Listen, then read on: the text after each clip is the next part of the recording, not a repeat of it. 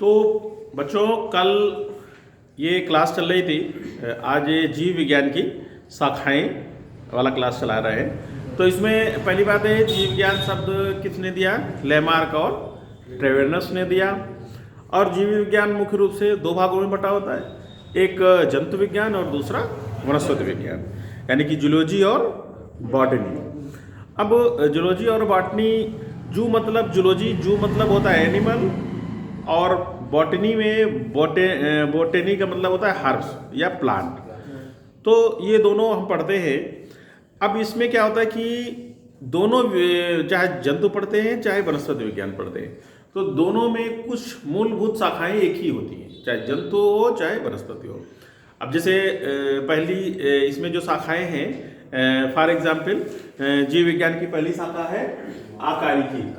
जीव विज्ञान की शाखाएं शाखाएं तो पहली शाखा है आकारिकी। आकारिकी या इसको मॉर्फोलॉजी, अंग्रेजी में मॉर्फोलॉजी कहते हैं। तो आकारिकी का मतलब क्या होता है कि जैसे पौधा होता है और एनिमल दोनों होते हैं, तो जो उसकी बाह्य आकार की जो संरचना होती है, जैसे एनिमल्स हैं, एनिमल्स के बाह्य आकार में क्या होते हैं? आँख होती है, कान होते हैं, हेयर्स होते हैं, और उनका आकार होता है, शेप होता है, कुछ बड़े आकार के, छोटे आकार, ऐसे एनिमल्स की आकारिकी होती है। ऐसे प्लांट की आकारिकी में, प्लांट में क्या होता है? बाह्य आकारिकी में जड़ होती है, पत्ती होती है, फल लगे होते हैं, और भी शाखाएं होती हैं। तो ये पौधे की बाह्य आकारिकी होती है। तो दोनों, चाहे एनिमल्स हो चाहे प्लांट्स हो, तो दोनों की बाह्य आकारिकी का अध्ययन किया जाता है। तो पहली शाखा जीव विज्ञान की हो गई आकारिकी, दूसरी हो गई शारीरिकी, या इसको एनाटॉमी कहेंगे। दूसरी है शारीरिकी। शारीरिकी इसका मतलब होगा शारीरिकी, एनाटॉमी। एनाटॉमी तो शारीरिकी में मतलब क्या होता है कि इसमें जीवों के आंतरिक अंगों का अध्ययन किया जाता है।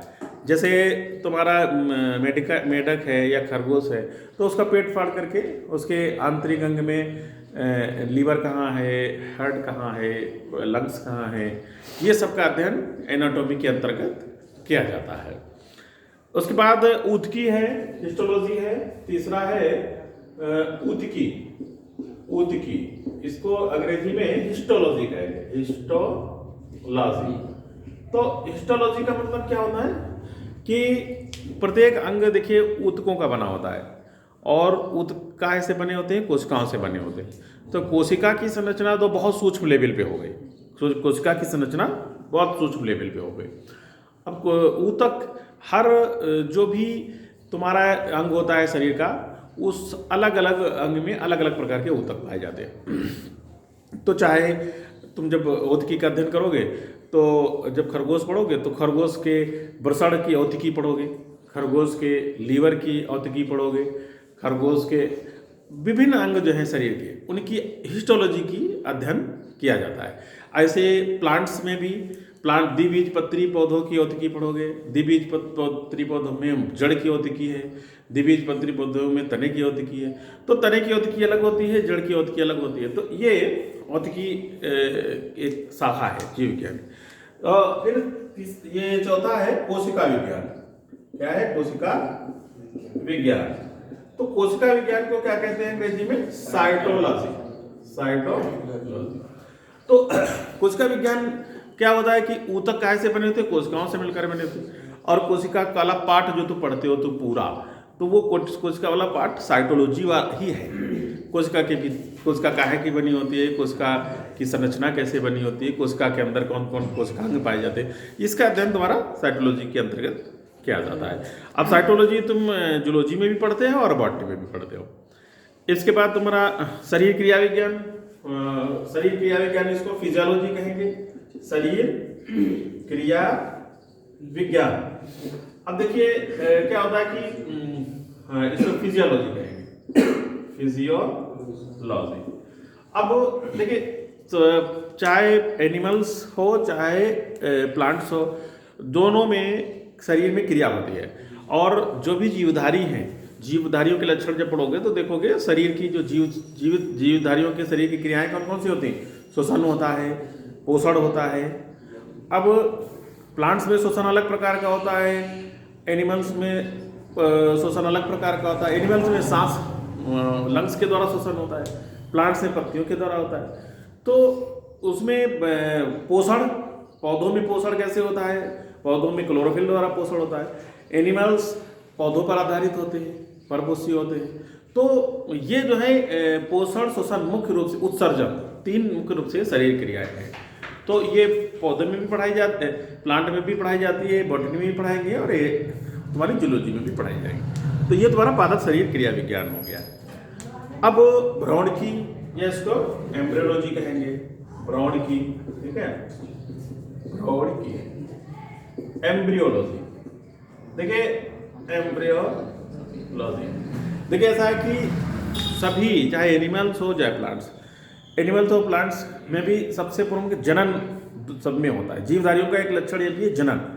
तो जनन एनिमल्स में भी होता है, प्लांट्स में भी होता है। तो जनन के लिए जानते हो निषेचन के 2 गैमीट मिलते हैं, 2 गैमीट के बाद उसमें निषेचन होता है, निषेचन के बाद फिर उसमें एम्ब्रियो डेवलपमेंट होता है। तो एनिमल्स में भी एम्ब्रियो डेवलपमेंट होता है और प्लांट में भी। तो इसलिए एम्ब्रियोलॉजी बहुत इंपॉर्टेंट शाखा है। तो एम्ब्रियोलॉजी की भी तुम्हें पढ़ाई, भ्रूण की या एम्ब्रियोलॉजी एक शाखा है जीव विज्ञान की। पारिस्थितिकी, इकोलॉजी, पारिस्थितिकी क्या है? पारिस्थितिकी, पारिस्थितिकी, इसको इकोलॉजी कहते हैं, इकोलॉजी। तो इकोलॉजी क्या होता है, पारिस्थितिकी क्या होता है? जैसे तुम्हारी यहाँ की इकोलॉजी अलग है, राजस्थान की इकोलॉजी अलग है, यहाँ तराई है हमारा लखीमपुर। तो लखीमपुर में क्या है कि आसपास पानी बहुत है, वाटर लेवल भी बहुत ऊपर है, तो यहाँ जंगल बहुत हैं, ग्रीनरी बहुत है, वेजिटेबल बहुत है, वनस्पतियाँ बहुत है। राजस्थान में नहीं है, और राजस्थान में रेत ही रेत है। तो राजस्थान की पारिस्थितिकी अलग है और यहाँ की पारिस्थितिकी अलग है। तो पारिस्थितिकी मतलब क्या था? जीवों तथा उनके वातावरण के पारस्परिक संबंधों का अध्ययन पारिस्थितिकी कहलाता है। अब जैसे राजस्थान में जो कौन से ऊँट रहते हैं और ऊँट के आसपास वातावरण कैसा है? शुष्क है। तो शुष्क वातावरण में ऊँट कैसे रहता है, और वहाँ की वनस्पतियाँ क्या हैं? बबूल है, बेर है। तो बेर कैसे वहाँ सर्वाइव करता है, बबूल कैसे सर्वाइव करता है। तो इस जिन चीज़ों का अध्ययन ये किसके अंतर्गत किया जाता है? जीव विज्ञान की किस शाखा के अंतर्गत? इकोलॉजी के अंतर्गत। मछली है, मछली कहाँ रहेगी? जल में रहती है। जल में वो कैसे श्वसन करते हैं, कैसे सर्वाइव करती है? जल की इकोलॉजी अलग है, तराई की अलग है, शुष्क की अलग है। पक्षी वायु में रहता है, वो इकोलॉजी अलग है। तो इन चीज़ों का अध्ययन किस विषय में किया जाता है? इकोलॉजी में किया जाता है। इसके बाद तुम्हारा वर्ग की या टैक्सोनॉमी। अगला क्या है? वर्ग की या टैक्सोनॉमी। वर्ग की, इसको अंग्रेजी में टैक्सोनॉमी कहते हैं। तो देखिए, चाहे तुम्हारा प्लांट्स हो और चाहे एनिमल्स, दोनों का अध्ययन जब ही शुरू हुआ, सबसे पहले जीव विज्ञान का जब विकास हुआ, सबसे पहले वर्गीकी ही विकास हुआ। क्योंकि थियोप्रेस्टस ही जो जीव विज्ञान के जन्मदाता थे, वनस्पति विज्ञान के जन्मदाता थे, या उन्होंने वर्गीकरण ही सबसे पहले किया था पौधों का। ठीक है, तो वर्गीकी बहुत महत्वपूर्ण है कि प्लांट का वर्गीकरण अलग है, जंतु का वर्गीकरण अलग है। समानता असमानता के आधार पे उनको अलग अलग समूहों में रखा गया है। भाई पढ़ाई में भी करते हो, वर्गीकी होता है कि नहीं? क्या होता है? क्लास पहले फर्स्ट में पढ़ते हो, फिर क्लास सेकेंड, थर्ड, तो ये वर्गीकरण किया गया। अलग अलग क्लास, अलग अलग लेवल बना करके आपको पढ़ाया जाता है। ऐसे विज्ञान का भी जो है विकास जब हुआ तो वर्गीकरण किया गया। ठीक है, चीज़ होगा। तो जीवों के नामकरण है वर्गीकरण। आनुवंशिकी, जेनेटिक्स, आनुवंशिकी कल हमने तुमको बताया था। आनुवंशिकी, इसके जन्मदाता भी बताया था। कौन है? ग्रेगर जॉन मेंडल है। तो आनुवंशिकी किसे कहते हैं? वंशागति के लक्षणों के संतति में जाने के अध्ययन को आनुवंशिकी कहते हैं। माता पिता के लक्षण कैसे बच्चों में जाते हैं, तो उसको क्या कहेंगे? जीवों के आनुवंशिक लक्षणों तथा इनकी वंशागति का अध्ययन। वंशागत मतलब माता पिता के लक्षण को बच्चों में जाने का अध्ययन क्या कहलाता है? जेनेटिक्स कहलाता है या वर्गीकरण कहलाता है। उसके बाद जीवाश्म विज्ञान, पैलेंटियोलॉजी। ठीक है, जीवाश्म विज्ञान, तो जीवाश्म विज्ञान तो जानते ही हो कि जो पृथ्वी की उत्पत्ति से पहले बहुत से जो जीवधारी जमीन में दब गए, तो वो उनके अवशेषों के अध्ययन को क्या कहते हैं? जीवाश्म विज्ञान कहते हैं। जैव विकास, जीवों के विकास, विकास के तथ्यों, विकास की क्रियाविधि तथा विकास के सिद्धांतों आदि का अध्ययन जैव विकास कहलाता है। ऐसे बायोजियोग्राफी, पृथ्वी पर जीवों के वितरण का अध्ययन बायोजियोग्राफी कहलाता है। तो हाँ, ऐसे मानव जीव विज्ञान, ये भी मनुष्य का अध्ययन एक जीवित प्राणी के रूप में करते हैं। इसमें इसको ह्यूमन बायोलॉजी कहते हैं। ठीक है, इसमें पूरा अध्ययन किया जाता है मनुष्य का। ठीक है, ऐसे अंतरिक्ष जीवाश्म में जैव विकास, जैव विकास, फिर जीव भूगोल, और फिर मानव जीव विज्ञान, अंतरिक्ष जीव विज्ञान, मानव जीव विज्ञान,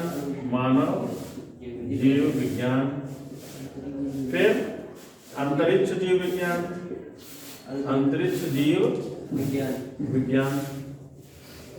फिर अणुजैविक या अणुजीव विज्ञान,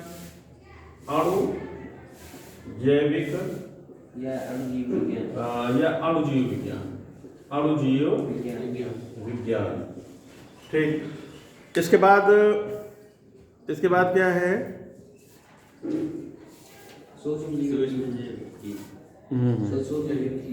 ना, इसके बाद है सूक्ष्म जैविकी। इसके बाद क्या है? सूक्ष्म जैविकी। ठीक है, तो देखिए इतना तो समझ गए, जीवाश्म विज्ञान समझ गए, पैलेंटोलॉजी कहते हैं। जैव विकास को क्या कहते हैं अंग्रेजी में? जैव विकास को, हाँ चलो ठीक, जैव विकास को क्या कहते हैं? हाँ, जीव भूगोल बायोजियोग्राफी, मानव जीव विज्ञान ह्यूमन बायोलॉजी, अंतरिक्ष जीव विज्ञान स्पेस बायोलॉजी, अणुजैविक जीव विज्ञान मॉलिक्यूलर बायोलॉजी, सूक्ष्म जैविकी को माइक्रोबायोलॉजी कहते हैं। तो इतनी शाखाएं, अब ये मुख्य रूप से मानो ये, अब ये शाखाएं तो अलग प्रकार की होती हैं। ये शाखाएं तो अलग प्रकार की, ये जो है ये 5 4 3 4 5 6 7 और ये 8, ये 8 और ये 9। ठीक है, तो ये जो है ये 9 शाखाएं बहुत इंपॉर्टेंट है। ठीक है, ये 9 शाखाएं बहुत इंपॉर्टेंट है। ये 9 शाखाएं तुम पढ़ोगे, किताब पढ़ोगे, तो इन सब किताब में चाहे तुम जूलॉजी पढ़ोगे चाहे ये थोड़ा अलग प्रकार की शाखाएं हैं। जीवाश्म विज्ञान, जैव विकास, जीव भूगोल, लेकिन ये भी जीव विज्ञान की शाखाएं हैं। ठीक है, जीव विज्ञान मतलब जीव विज्ञान का इतना विकास हुआ है। अब क्या है? अणुजैविकी। अब इसमें मानव जीव विज्ञान तो बता दिया। अंतरिक्ष जीव विज्ञान क्या है कि स्पेस, अंतरिक्ष क्या है? पृथ्वी से बाहर सौरमंडल और वो सब, वो क्या है? स्पेस है। तो स्पेस में मतलब जीव की क्या संभावना है उसका अध्ययन स्पेस बायोलॉजी में करते हैं। ऐसे अणुजीव विज्ञान मॉलिक्यूलर बायोलॉजी, जैसे तुम देखे हो कि डीएनए अणु का अध्ययन किया जा चुका है, तो डीएनए अणु का अध्ययन मॉलिक्यूलर बायोलॉजी के अंतर्गत किया गया है। तो डीएनए चूंकि आणविक लेवल पर जब बायोलॉजी में अध्ययन करते हैं तो उसको आणविक जीव विज्ञान कहते हैं। सूक्ष्म जीव विज्ञान, अब थोड़ा सा सूक्ष्म जीव विज्ञान थोड़ा सा बड़ा है, ये माइक्रोबायोलॉजी बोला जाता है। ठीक है, सूक्ष्म जीव विज्ञान में किसका अध्ययन करते हैं? सूक्ष्म जीवों का अध्ययन। किसका अध्ययन करते हैं? सूक्ष्म जीवों का, यानी कि माइक्रोबायोलॉजी, सूक्ष्म जीव। इसमें सूक्ष्म जीव का अध्ययन करते हैं। किसका अध्ययन करते हैं? सूक्ष्म जीव। इसको माइक्रोब्स कहते हैं। सूक्ष्म जीव को अंग्रेजी में क्या कहते हैं? माइक्रोब्स कहते हैं। तो माइक्रोब्स मतलब क्या होता है?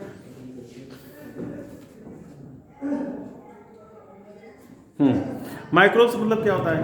सूक्ष्म जीव मतलब ऐसे जीव जिनको हम अपनी नंगी आंखों से नहीं देख सकते, जब उसको हम माइक्रोस्कोप की सहायता से देखते हैं, सूक्ष्मदर्शी की सहायता से देख सकते हैं।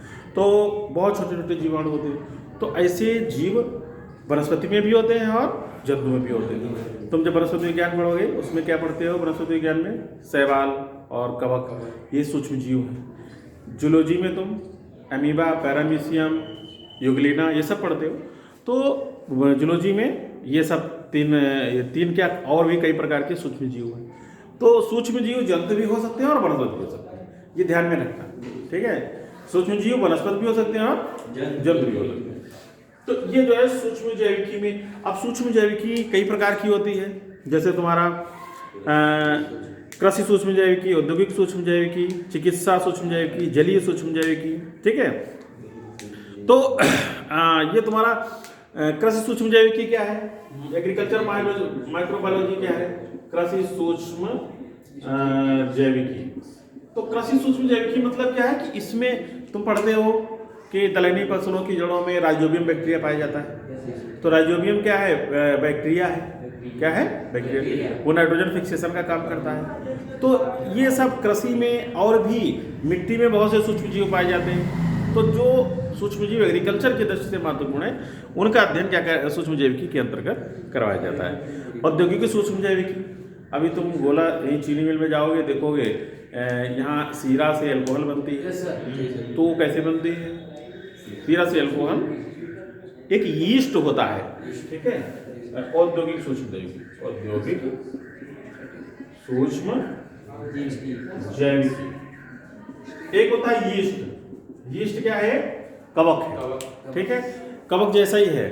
तो यीस्ट क्या करता है कि सुक्रोज को किण्वन करके, फर्मेंटेशन करके, और वो अल्कोहल में बदल देता है, ठीक है। तो ये उद्योगों में इसका प्रयोग होता है, ईस्ट का प्रयोग उद्योगों में होता है। तो इसीलिए ईस्ट का अध्ययन हम औद्योगिक सूक्ष्मदर्शी के अंतर्गत करते हैं। चिकित्सा सूक्ष्म जैविकी, बहुत से सूक्ष्म जीव जो रोग उत्पन्न करते हैं, चिकित्सा सूक्ष्म जैविकी, चिकित्सा सूक्ष्म जैविकी। बहुत से पौधे रोग उत्पन्न करते हैं, बहुत से सूक्ष्म जीव रोग उत्पन्न करते हैं, बहुत से सूक्ष्म जीव रोग ठीक भी करते हैं। तो उन सबका अध्ययन चिकित्सा सूक्ष्म जैविकी के अंतर्गत किया जाता है। जलीय सूक्ष्म जैविकी, जो सूक्ष्म जीव जल में पाए जाते हैं उसे जलीय सूक्ष्म जैविकी कहते हैं। क्या कहेंगे, जलीय सूक्ष्म जैविकी, जो सूक्ष्म जीव जल में पाए जाते हैं। उसके बाद ये सूक्ष्म जैविकी के बाद फिर एक और शाखा है, ये तो तुम्हारी 10 शाखा थी, 10 नंबर। फिर एक और शाखा है, ये किस नंबर की शाखा है, आनुवंशिकी इंजीनियरिंग तथा जैव प्रौद्योगिकी। आनुवंशिकी इंजीनियरिंग तथा जैव प्रौद्योगिकी, अच्छा हाँ, दुग्ध सूक्ष्म जैविकी। तो इसमें है नहीं क्या, हाँ अरे चलो ठीक है, जब नहीं है तो छोड़ो, तो ठीक है कोई बात नहीं, इसमें है तो जो नहीं है उसको अलग से बता देंगे। आप ये आनुवंशिकी इंजीनियरिंग एवं जैविक प्रौद्योगिकी, ये क्या है, जेनेटिक इंजीनियरिंग और जैविक प्रौद्योगिकी। आनुवंशिक इंजीनियरिंग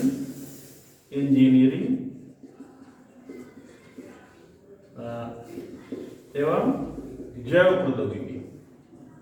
प्रौद्योगिकी, तो बायोटेक्नोलॉजी। अब जेनेटिक इंजीनियरिंग एवं बायोटेक्नोलॉजी, जैव प्रौद्योगिकी, ये इस समय सबसे ज़्यादा मॉडर्न डेवलपमेंट है जीव विज्ञान में। ये सबसे ज़्यादा आधुनिक शाखा है जीव विज्ञान की, ठीक है।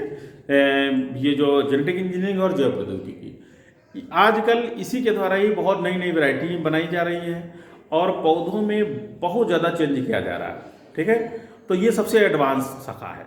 तुम लोग भी एग्रीकल्चर के हो, आगे बायोटेक्नोलॉजी के बारे में जितना ज़्यादा नॉलेज होगा उतना ज़्यादा अच्छा तुम एग्रीकल्चर में कर पाओगे। तो ये तुम्हारी जीव विज्ञान की शाखाएं हुई। और इसी प्रकार से विज्ञान है, तो विज्ञान में भौतिकी, रसायन विज्ञान और उनके नई नई शाखाएं उनके आधार पर उत्पन्न, जैसे तुम्हारा एक बायोफिजिक्स और बायोकेमिस्ट्री, बायोफिजिक्स और बायोकेमिस्ट्री। तो क्या है कि जैसे फिजिक्स है, फिजिक्स में का क्या है, फिजिक्स की परिभाषा क्या है, ऊर्जा के अध्ययन। जैसे फिजिक्स में तुम प्रकाश पढ़ते हो, विद्युत पढ़ते हो, ध्वनि पढ़ते हो, ये सब क्या है, ऊर्जाएं हैं, ऊष्मा पढ़ते हो। तो क्या है कि एक कोशिका होती है, कोशिका जीवित होती है, तो उसके भीतर कोशिका का विद्युत ग्रह क्या किसे कहते हैं? माइटोकॉन्ड्रिया। माइटोकॉन्ड्रिया। तो अब चूंकि विद्युत आ गया तो विद्युत का अध्ययन फिजिक्स के अंतर्गत करेंगे ना। तो कोशिका में हम फिजिक्स का भी अध्ययन करते हैं। तो ऐसे एक शाखा भी बन गई विज्ञान की, जीव विज्ञान की। उसको क्या कहा? बायोफिजिक्स। उसको क्या कह दिया? और जीवित तंत्र में जब हम ऊर्जा का अध्ययन करते हैं तो वो बायोफिजिक्स हो गया। ऐसे केमिस्ट्री में भी, जैसे तुम्हारे कोशिका में बहुत से रासायनिक परिवर्तन होते रहते हैं, नई नई रसायन बनते रहते हैं, नए नए पदार्थ बनते रहते हैं, तो नए नए कुछ बाहर निकलते रहते हैं। तो उन पदार्थों के अध्ययन को क्या कहेंगे? रसायन विज्ञान। रसायन विज्ञान की परिभाषा क्या होती है? पदार्थ का अध्ययन। तो लेकिन जब जीवित तंत्र में हम पदार्थों का अध्ययन करते हैं तो उसे जैव रसायन कहते हैं, बायोकेमिस्ट्री कहते हैं। क्या कहते हैं? Bio chemistry. तो ये बायोफिजिक्स और बायो केमिस्ट्री, ठीक है। तो ये तुम्हारा आज पूरा टॉपिक खत्म हुआ। अगला टॉपिक क्या रहेगा? वनस्पति विज्ञान की शाखा है।